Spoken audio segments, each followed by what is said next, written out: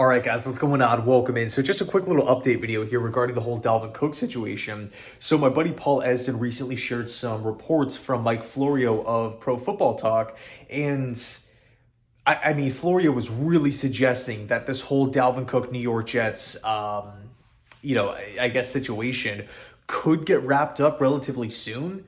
We're going to dive into some of the quotes here. Personally, though, I'm looking at it.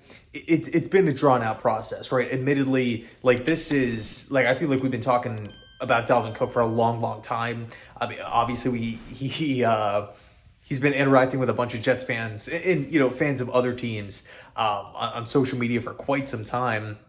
He visited the Jets practice and attended the practice, like actually watched the practice and met with Woody Johnson, said what's up to Aaron Rodgers. We had the Aaron Rodgers, Kay Adams interview where he pretty much, alluded to the fact that one of the reasons why he took the pay cut was to bring in players, and one of those players was just in the building, Dalvin Cook. So let's read off some of these quotes here. So Florio said that talks are expected to accelerate between free agent running back Dalvin Cook and the Jets now that the Hall of Fame game is officially over. They have a mini break ahead of their next preseason game versus the Carolina Panthers Saturday, August 12th. And then today he came out and said that the Jets are the quote-unquote leading candidates to land free agent running back Dalvin Cook. They like him. He likes them. Aaron Rodgers wants him. He wants to be there.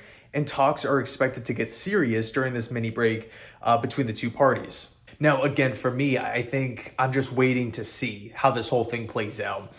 If the Jets sign him, great. If the Jets don't sign him, it is what it is. It's not the end of the world, right? With that said, though, we look at how the Jets running back depth chart has performed so far throughout, the training camp practices. And real quick, I think we should probably start with Abed Akanda, right, in that Hall of Fame game. To me, he showed some explosiveness. He had some pop, when he has that acceleration ability. Obviously, was a touchdown machine back at Pitt, and the Jets liked him enough to draft him in the middle rounds. When we're already looking at the running back room, it's filled with young backs, right? Michael Carter, Zonovan Knight, Breece Hall coming back. So I think Izzy looked great in that game. I think we can bring up the reports about Breece Hall on his way back. Everything looks to be full go there. In fact, Salah actually said in a press conference that the Jets as a coaching staff, they're trying to hold Breece back because he feels like he's like ready to go, right? He's running, he's moving. It's not like he's far behind in the process and it's going to be weeks on end before he can,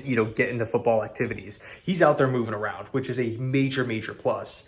We can look at Michael Carter. He's had some solid days, especially early on in training camp.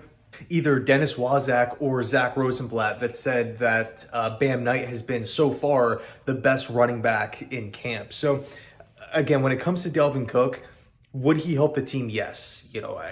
I think nobody can look at Dalvin Cook and say, oh yeah, that would be, he would make the team worse or he would be a downgrade at the position, right? Obviously not.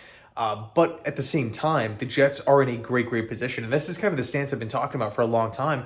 A lot of Jets fans have really been looking at the situation like this too, where it's like, if they sign him, great. If not, okay, it is what it is. We can go out and maybe sign another veteran back. We can maybe use that money elsewhere and delegate it to offensive line or another position of need. God forbid somebody goes down with an injury a week, 2 weeks from now, and we have to, quickly pivot on the fly and go bring in another free agent or potentially trade for a player. Now we have extra funds to go out and do that. So I think really the Jets are just kind of in a win-win spot. I know it's a little bit of an, like a optimistic viewpoint, but that's honestly how I feel about the whole thing. So anyway, let me know your thoughts down below in the comment section. Thanks so much for watching, and as always, go Jets.